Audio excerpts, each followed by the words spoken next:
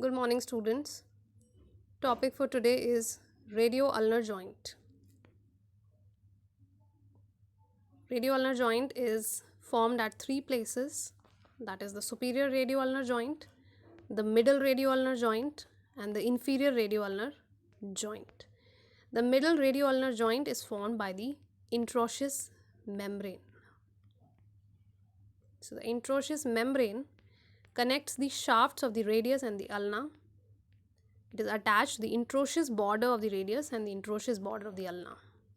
That is the medial border of the radius and the lateral border of the ulna. The sharpest borders are known as the interosseous borders of these bones, and the interosseous membrane connects these borders. The fibers of the interosseous membrane run downwards and medially from the radius to the ulna.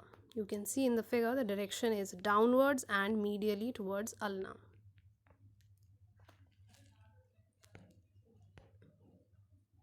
Another ligament that joins the two bones is known as the oblique cord, extending from the radial tuberosity to the ulnar tuberosity, and the direction of fiber is just opposite to the interosseous membrane. This can be seen here in this figure. This is the ulnar tuberosity, this is the radial tuberosity, and there is a cord, there is a ligament, fibrous cord that runs, and the direction is just opposite. It is downwards and laterally. It is opposite to the direction of the interosseous membrane.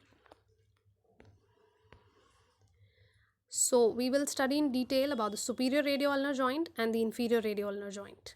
Superior radio-ulnar joint, first both the superior and the inferior radio-ulnar joint are the synovial joint of pivot variety. In a pivot joint, basically the articular surface is formed by the central bony pivot, which is surrounded, it is encircled by an osteoligamentous ring that forms a pivot type of a joint. So the articular surfaces of the superior radio-ulnar joint is the circumference of the head of the radius and the radial notch of the ulna along with the annular ligament. Blood supply is by the anastomosis around lateral side of the elbow joint.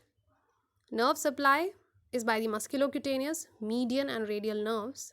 That is, MMR could be the mnemonic for memorizing the nerve supply of the superior radio-ulnar joint.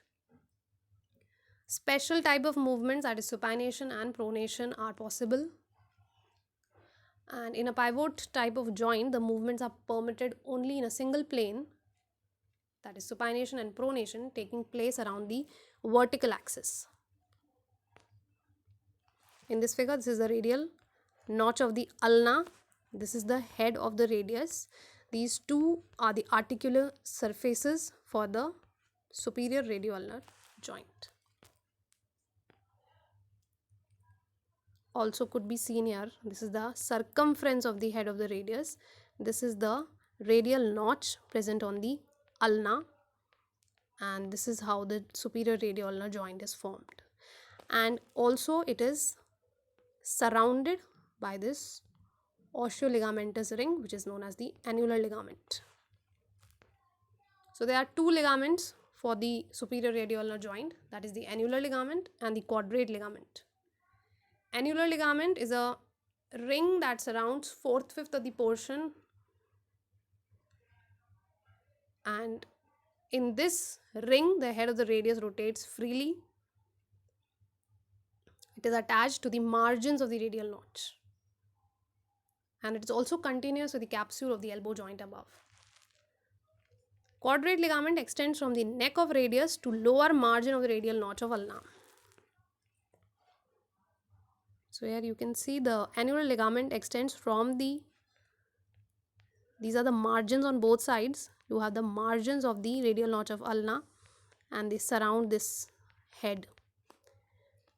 And quadrate, it extends from the neck. This is the neck portion below the head, is the neck of the radius, and it extends to the lower margin of the radial notch of ulna. So these two ligaments give stability to the superior radio-ulnar joint. Another is the inferior radio-ulnar joint. It is also pivot type of synovial joint. The articular surfaces are the head of ulna and ulnar notch of radius. So it is just reverse. If you see, superior radioulnar joint is head of radius and radial notch of ulna, and inferior radioulnar joint is head of ulna and ulnar notch of radius. So it's just an opposite. Blood supplies by anterior and posterior interosseous arteries. Nerve supplies by the anterior and posterior interosseous nerves, and the movements possible are the supination and the pronation. So in this figure, this is the head of the ulna and this is the notch in which this head fits. It is the ulnar notch present on the radius for the head of the ulna. The inferior radioulnar joint, it is lined by the joint capsule. The capsule surrounds the joint from all the side, and it also evaginate the weak upper part, and that portion of the synovial membrane, it is referred to as recessus sexiformis. There is also an articular disc present. It's a triangular fibrocartilaginous disc that extends from the base of the styloid process of ulna to the lower margin or ulnar notch of the radius. So in this figure, this is the weaker upper portion of the inferior radioulnar joint in which the synovial membrane evaginates, and because there is an empty space above, so this is known as recess, and the synovial membrane takes the shape of a sac, so this particular part is referred to as recessus sexiformis, because it is the sac-like portion of the synovial membrane that fits into the empty space or the recess in the upper part of this inferior radioulnar joint. This is the articular disc which extends from the base of the styloid process of ulna to the lower margin of the ulnar notch on the radius. The movements possible at the radioulnar joint is the supination and pronation. These are special type of rotatory movements of the forearm around a vertical axis. They are permitted at the superior and inferior radioulnar joints. In supination, semi-flexed elbow is turned, the palm is turned upwards in a semi-flexed elbow. That is supination. It is more powerful than pronation. It is an anti-gravity movement. All type of screwing movements, tightening of the nuts and bolts is all supination. Pronation is turning the palm downwards in a semi-flexed elbow. So supination, pronation, just opposite of each other.